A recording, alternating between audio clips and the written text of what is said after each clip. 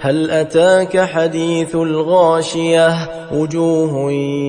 يومئذ خاشعة عاملة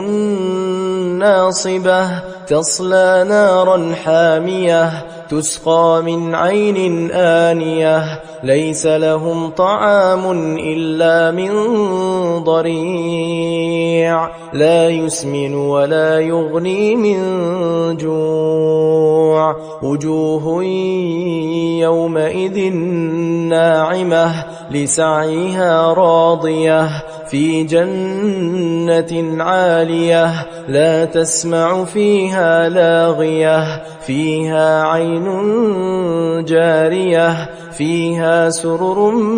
مرفوعة وأكواب موضوعة ونمارق مصفوفة وزرابي مبثوثة أفلا ينظرون إلى الإبل كيف خلقت وإلى السماء